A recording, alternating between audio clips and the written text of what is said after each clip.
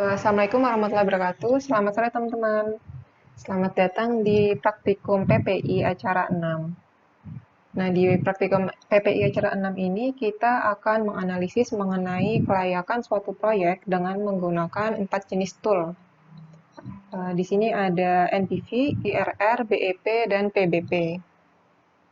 Pada kesempatan kali ini saya akan menjelaskan mengenai tool NPV dan IRR. NPV atau Net Present Value adalah selisih antara nilai sekarang atau present value dari cash flow yang dihasilkan atas sejumlah investasi awal pada sebuah proyek berdasarkan pada tingkat suku bunga tertentu.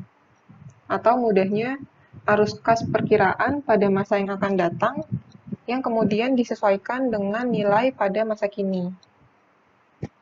Nah, NPV ini bisa diperoleh dari konversi future value menjadi present value, kemudian dikurangi dengan modal investasinya.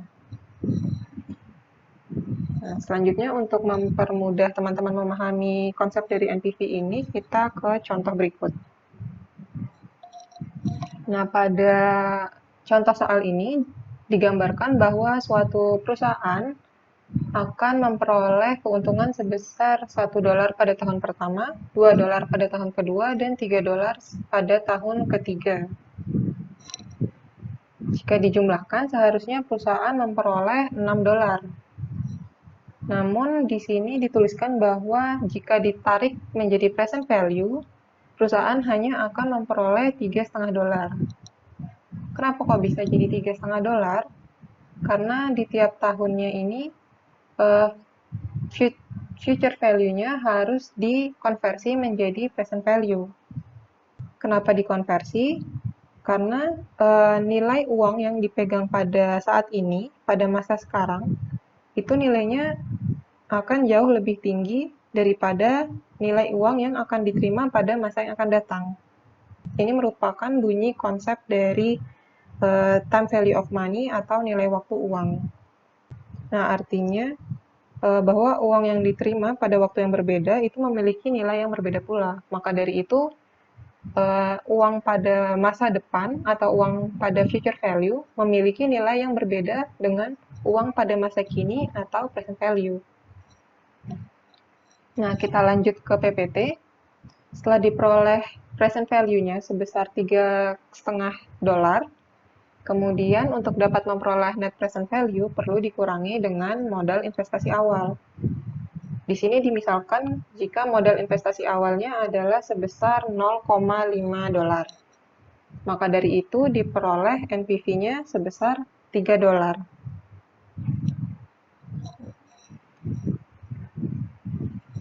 Nah, kemudian kita coba dengan contoh lainnya. Berapa present value yang diperoleh jika dalam 2 tahun ke depan diasumsikan perusahaan akan memperoleh keuntungan sebesar $144 dengan ekspektasi keuntungan tiap tahunnya 20%. Nah, di sini terdapat dua cara pengerjaan, yaitu dengan cara ditarik mundur per tahun atau dengan menggunakan rumus PV sama dengan value di masa depan per 1 plus discount rate pangkat banyak tahun. Jadi dengan cara ditarik mundur berarti $144 dibagi dengan 1,2. 1,2 diperoleh dari mana? Dari 1 ditambah dengan diskon rate-nya 20%. Maka akan diperoleh nilai dari $144 ini di tahun ke 1 menjadi nilainya $120. Kemudian untuk memperoleh nilainya di tahun ke 0, maka dibagi dengan 1,2 lagi. Sehingga diperoleh present value-nya adalah sebesar $100. Atau bisa juga menggunakan rumus present value. 144 dibagi dengan 1 ditambah discount rate dipangkatkan banyak tahunnya.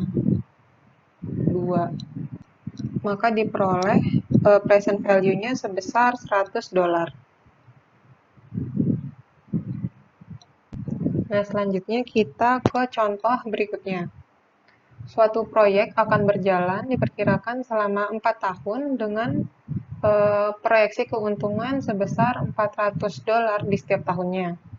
Diskon rate sebesar 20%. Nilai investasi awal sebesar $1.000. Pertanyaannya, berapakah NPV dari proyek tersebut? Nah, cara pengerjaannya bisa dengan menggunakan rumus atau dengan menggunakan tabel PVIVA atau Present Value Interest Factor of Annuity. Nah, dengan menggunakan rumus, ini bisa digunakan untuk proyek dengan arus kas yang sama atau berbeda di tiap tahunnya. Nah, rumusnya adalah NPV adalah total dari cash flow dibagi dengan 1 ditambah diskon rate pangkat tahun dikurangi dengan investasi awal. Sedangkan jika akan menggunakan data nilai pada tabel present value, itu hanya bisa digunakan untuk proyek yang memiliki arus kas yang sama di tiap tahunnya. Nah, rumusnya adalah NPV sama dengan cash flow-nya dikali dengan nilai present value untuk diskon rate R dan tahun T, kemudian dikurangi dengan investasi awal. Kita coba kedua cara atau metodenya. Nah, yang pertama dengan menggunakan rumus yang sebelah kiri. Jadi diketahui pada tahun pertama, perusahaan mendapat keuntungan sebesar $400, dan kita tarik present value-nya, sehingga dari $400 dibagi dengan 1 ditambah diskon rate-nya 20% dipangkatkan dengan tahunnya 1. Sehingga akan diperoleh $333. Begitu pula pada tahun kedua, memperoleh keuntungan sebesar $400 dan ditarik present value-nya dengan cara 400 dibagi dengan 1 ditambah 20% dipangkatkan 2 karena pada tahun kedua. Diperoleh present value-nya $278. Kemudian di tahun ketiga juga seperti itu, di tahun keempat juga seperti itu, dan diperoleh nilai $231 dan $193. Di sini ada sedikit koreksi, yang benar 193. Nah, sehingga untuk memperoleh nilai NPV-nya, present value-nya dijumlahkan, kemudian dikurangi dengan minus $1.000. Nanti akan diperoleh nilai NPV sebesar $35. Nah, sekarang kita coba dengan menggunakan tabel present value. Caranya dengan mengalihkan cash flow-nya 400 dengan nilai pada diskon rate 20% dan total pelaksanaannya 4 tahun. Diskon rate 20% dan waktunya 4 tahun. Diperoleh nilai 2,588. 400 dikali 2,588 dikurangi $1.000, maka akan diperoleh $35. Nah, ini adalah analisis NPV-nya. Jika NPV yang diperoleh bernilai lebih besar daripada 0, maka investasi yang akan dijalankan diproyeksikan akan menghasilkan keuntungan bagi perusahaan. Maka dari itu, proyek tersebut direkomendasikan untuk dijalankan. Jika NPV yang diperoleh bernilai sama dengan 0, artinya proyek tersebut tidak akan mendatangkan baik keuntungan ataupun kerugian bagi perusahaannya. Nah, untuk pelaksanaan proyek tersebut perlu didiskusikan lebih lanjut, apakah perusahaan akan memperoleh keuntungan dalam bentuk lainnya jika melaksanakan proyek tersebut atau tidak memperoleh keuntungan lainnya. Nah, sedangkan jika NPV-nya negatif atau lebih kecil daripada 0, maka proyek tersebut hanya akan mendatangkan kerugian bagi perusahaan. Maka dari itu direkomendasikan untuk tidak melaksanakan proyek tersebut atau proyek tersebut dinilai tidak layak.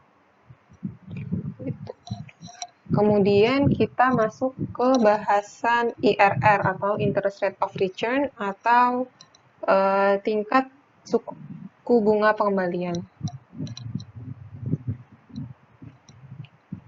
Nah, IRR merupakan suatu indeks keuntungan di mana pada tingkat bunga I menghasilkan nilai sekarang dari arus penerimaan proyek dan pengeluaran proyek sama dengan 0. Jadi yang perlu diketahui di IRR ini, kita hanya akan mendapat nilai I jika NPV-nya sama dengan 0. NPV sama dengan 0 artinya proyek tersebut tidak mengalami kerugian atau keuntungan. Artinya penerimaan proyek sama dengan 0 dan pengeluaran proyek sama dengan 0. Nah, proyek layak dijalankan bila IRR lebih besar daripada MARR. MARR, Minimum Attractive Rate of Return, atau tingkat suku bunga minimal yang dianggap menarik atau menjadi standar bagi investor dalam menginvestasikan uangnya. Nah, untuk perhitungan IRR ini bisa menggunakan rumus berikut. I1 atau tingkat diskonto NPV positif ditambah dengan NPV 1 atau NPV bernilai positif per NPV 1 dikurangi NPV 2 atau net NPV positif dikurangi NPV negatif. Kemudian dikalikan dengan I2 minus I1 atau tingkat diskonto NPV negatif dikurangi dengan tingkat diskonto NPV positif.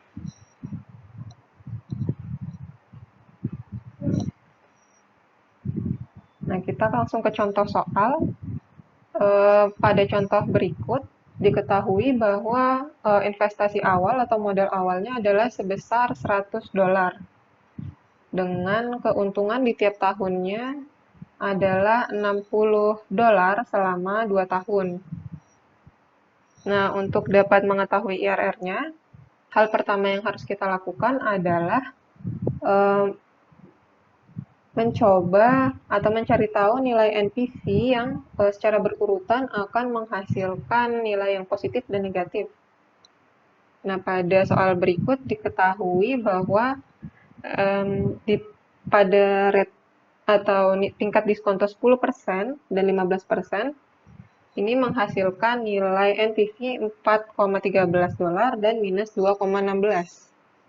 Kemudian dari dua nilai ini, tingkat diskonto dan NPV, kita bisa menentukan IRR-nya dengan menggunakan rumus ini. Nah, ya IRR-nya menjadi tingkat diskonto dengan NPV positif ditambah NPV positif per NPV positif dikurangi NPV negatif dikali dengan tingkat diskonto NPV negatif dikurangi tingkat diskonto NPV positif, sehingga akan diperoleh IRR-nya adalah 13%. Nah, artinya jika suatu perusahaan memilih atau akan menentukan antara menginvestasikan uangnya pada proyek ini atau mendepositokan uangnya pada bank tertentu dengan tingkat suku bunga bank 8%, maka lebih baik investor untuk menginvestasikan uangnya pada proyek ini karena IRR-nya atau tingkat pengembaliannya lebih besar, yaitu 13% dibanding suku bunga deposito bank yang hanya sebesar 8%. Sekarang saya akan menjelaskan tentang break-even point. Jadi, break-even point adalah jumlah unit terjual saat pendapatan sama dengan pengeluaran, atau dengan kata lain keuntungannya sama dengan 0. Jadi, kalau ada orang nanya BEP-nya berapa, itu nanti jawabannya dalam bentuk satuan, dalam 1 kodi, 2 lusin, 2 gross, 2 buah, gitu-gitu. Nah, rumus menghitung break-even point yaitu fixed cost dibagi hasil dari pengurangan price per unit dengan variable cost per unit. Gitu. Nah, sekarang kita masuk ke contoh soal ya. Contoh soalnya seperti ini. Jadi ada produk A terjual $20 per unit. Setiap unit butuh variable cost $8. Fixed cost yang dibutuhkan dibutuhkan tiap bulan yaitu $25.000. Nah, berapa BEP-nya? Maksud pertanyaan ini, berapa unit yang harus terjual supaya keuntungan sama dengan 0. Sekarang kita kerjain pakai tabel ini dulu ya. Nah, di sini kelihatan. Jadi kita bikin unit terjualnya 1000, 2000, 3000, 4000, 5000 unit. Ini dapat dari mana? Dapat dari ngasal. Jadi asal aja. Terus kita ngitung revenue. Revenue itu didapat dari mana? Revenue itu hasil penjualan kita. Jadi jumlah unit terjualnya ini dikali harga produk jual per unit. Ini $20 per unit. Jadi $20 dikali 1000, 20.000, $20 kali 2000, 40.000 gitu-gitu. Udah kan, revenue-nya udah beres. Sekarang ke variable cost. Variable cost itu jumlah unit terjual dikali variable cost tiap unit. Jadi dikali $8. Jadi 1000 kali $8, 8.000. 2000 dikali $8, 16.000 gitu. Oke, udah beres variable cost. Sekarang ke fixed cost. Nah, fixed cost ini dapat dari mana? 25.000. Dapat dari ketetapan. Fixed cost itu kan mau berapapun kita memproduksi, ya fixed costnya tetap segitu kan ya. Jadi ditulisnya sama semua. Terus total cost dapat dari variable cost ditambah fixed cost. Jadinya ketemu segini. Dapat dari fixed cost ditambah variable cost 25.000 tambah 8.000 33.000, 25.000 tambah 16.000 didapat 41.000 gitu. Nah, profit itu didapat dari revenue dikurangi total cost. Nah, jadi revenue 20.000 misalnya ya, di unit terjualnya yang 1000 ini, kalau kita berhasil menjual 1000 unit, itu kita dapat untung $20.000, tapi biaya yang kita keluarkan $33.000, makanya kita masih rugi sebesar $13.000. Itu terus sampai akhirnya kita jualan di unit ke 3000. Jadi kalau kita jualan di unit 3000, nah ini kalau berdasarkan tabel ini baru dapat positif. Jadi kita baru untungnya berdasarkan tabel ini tuh di unit terjual 3000 unit gitu. Nah, jadi BEP itu kan saat profitnya sama dengan 0 kan. Berarti di antara 2000 sampai 3000 unit. Bisa 2001, 2002, 2003, 2004 sampai 3000 unit di antara ini. Nah, sekarang kita hitung pakai rumusnya ya. Tadi itu cara memahaminya secara apa namanya? Secara non rumus. Sekarang kita pakai rumus. Tinggal dimasukin aja fixed cost-nya 25.000 dikurangi harga per unitnya, dibagi harga per unitnya 20 dolar dikurangi variable cost per unitnya $8. Jadi ketemu yang mendekati yaitu 2084 unit. Begitu. Nah, sekarang kita belajar tentang PBP atau payback period. Nah, payback period ini apa sih? Payback period ini adalah waktu yang dibutuhkan supaya modal kita kembali. Jadi misal kita nanam modal tuh $100.000. Nah, itu dalam berapa tahun kita balik modal? Bisa 1 tahun, bisa 1,5 tahun, bisa 2 tahun, dan lain sebagainya. Jadi kalau ditanya payback periodnya itu berapa, jawabannya waktu ya, berapa tahun, berapa bulan, berapa puluh tahun mungkin gitu. Nah, ini rumusnya ngitung payback periode. Sebelum kita belajar ke rumus, kita harus paham dulu tentang arus kas atau aliran kas atau cash flow. Nah, itu kan udah kita pelajari di acara 5 kemarin. Buat yang lupa bisa dilihat laporannya gimana. Oke. Nah, jadi aliran kas per tahun itu kan ada yang sama, ada yang berbeda. Kalau aliran kasnya itu sama, itu rumus payback periodenya itu investasi awal dibagi arus kas.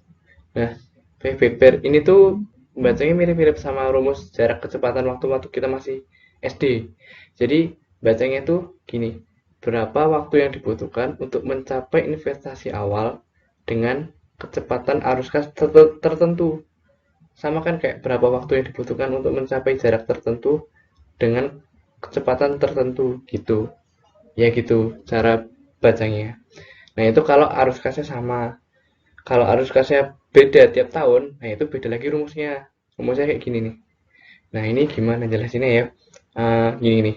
Jadi, arus kas itu kan kita kemarin belajar menghitung arus kas dari tahun ke-1 sampai tahun ke-10. Ada yang tahun pertama itu langsung dapat arus kas positif. Ada yang tahun kedua ke 1 sampai ke 5 tuh negatif. Baru di tahun ke-6 dia dapat arus kas positif. Ada juga yang dia tuh tahun pertama 2, 3, 4 itu arus kasnya negatif. Baru di tahun ke-5 arus kasnya positif. Nah, itu beda-beda kan. Nah, kita ambil contoh aja arus kas itu dari tahun pertama sampai tahun ke-7 itu negatif. Baru positifnya di tahun ke-8. Jadi nanti N-nya ini itu 7. Loh kok bisa 7? Karena N ini adalah tahun terakhir dengan arus kas kumulatif bernilai negatif. Kan terakhir kita arus kas bernilai negatifnya kan di tahun ke-7. Jadi ini 7 ditambah A dikurangi B. A ini jumlah investasi awal. Ini udah jelas kan ya. Terus yang B jumlah kumulatif arus kas pada tahun ke-7. Jadi arus kas pada tahun pertama 2, 3, 4, 5, 6, 7 itu ditambahin. Jadi arus kas kumulatif pada tahun ke-7 kan. Nah, terus itu investasi awalnya tadi dikurangi sama jumlah kumulatif arus kas pada tahun ke-7 tersebut. Hasilnya itu dimutlak. Nah, hasil ini bakal dibagi sama nilai arus kas pada tahun ke-8. Loh kok 8? Karena tadi kan N itu 7 ya. Terus tambah 1 jadi 8 gitu. Untuk lebih jelasnya kita lihat contoh soalnya. Nah, di sini contoh soalnya. Ini kalau arus kasnya tiap tahun sama, itu rumusnya itu contoh soalnya seperti ini. Aku bacain ya. Jadi PT Maju Belajar, aku lupa belum pakai pointer. PT Maju Belajar melakukan investasi sebesar $45.000. Ini investasi awalnya segini. Terus jumlah arus kasnya per tahun adalah $22.000. $22.500. Maka payback periodenya adalah, langsung aja dimasukin ke rumus. Payback periode sama dengan investasi awal ini dibagi arus kas ini dikali tahunnya berapa, dikali 1 tahun, maka didapat 2 tahun. Jadi ini cara bacanya, modal yang dihabiskan bisa kembali dalam jangka waktu 2 tahun dengan tiap tahunnya itu arus kasnya $22.500. Begitu. Sekarang kita belajar kalau arus kasnya tidak sama. Karena kita belajar kalau arus kasnya tidak sama itu bagaimana. Nah, kalau arus kasnya tidak sama, itu seperti ini. Jadi kan tadi arus kasnya sama terus ya. Ini arus kasnya beda-beda nih. Di tahun pertama arus kasnya dapat 50.000. Tahun kedua arus kasnya dapat 40.000. Tahun ketiga dapat 30.000, tahun keempat dapat 20.000, kan beda-beda nih. Nah, terus kita cari kumulatifnya. Tahun pertama 50.000. Tahun kedua itu 40.000 tambah 50.000 jadi 90.000. Tahun ketiga 50.000 tambah 40.000 tambah 30.000 jadi 120.000. Dan tahun keempat itu 120.000 tambah 20.000 jadi 140.000 gitu. Nah, investasi awalnya berapa nih? Investasi awalnya tuh $100.000. Terus kita tulis info-info yang kita butuhin, data-data yang kita dapat itu kita tulis. Nah, N itu apa? N itu sorry sebelum sampai ke sini, ini pengen jelasin dulu kayak gini. Ini kan kita investasi awalnya itu $100.000 ya. Jadi kita naruh uang $100.000. Tahun pertama itu kita cuma untung, ini ibaratnya gampangannya, bahasanya aku bikin gampang. Dan pertama tuh baru untung 50.000. Nah kan belum bisa nutup nih. Jadi negatif, belum bisa nutup 100.000 kan, jadi negatif. Tahun kedua itu untung 40.000. Jadi kalau ditambah tahun pertama sama tahun kedua, untungnya 90.000. Ini juga masih belum bisa nutup 100.000. Baru di tahun ketiga dengan bukan pendapatan ya, dengan arus kas $30.000, kita punya arus kasnya kumulatifnya $120.000. Nah, ini baru bisa nutup. Jadi N-nya 2. Kenapa? Karena 2 adalah tahun terakhir kita dapat yang negatif. Gitu. A. A itu apa? A itu investasi awal 100.000 ini. B ini apa? B ini kumulatif pada tahun kedua. Loh kok harus kasih kumulatif pada tahun kedua? Loh kok pada tahun kedua? Karena apa namanya? Tahun terakhir kita dapat negatif kan ya, yang di tahun kedua kan ya. Jadi B-nya 90.000 dolar didapat dari arus kas kumulatif dengan arus kas kumulatif pada tahun terakhir di mana arus kasnya negatif. Terus C-nya 120.000 dolar. Ini didapat dari mana? Didapat dari arus kas pada N plus 1, yaitu pada tahun ketiga. Gitu. Terus kita masukkan aja ke rumus. Jadi N 2 ditambah A dikurangi B, berarti 100.000 kurangi 90.000. Terus C kurangi B, 120.000 kurangi 90.000 dikali setahun. Ternyata ketemu 2/3 tahun. 2/3 tahun ini artinya 2/3 tahun itu 2 tahun 4 bulan. Artinya kita dapat balik modal 100.000 ini ketika udah 2 tahun 4 bulan. Begitu penjelasan tentang payback periode. Terima kasih. Nah, sekarang kita sampai di prosedur praktikum. Jadi nanti itu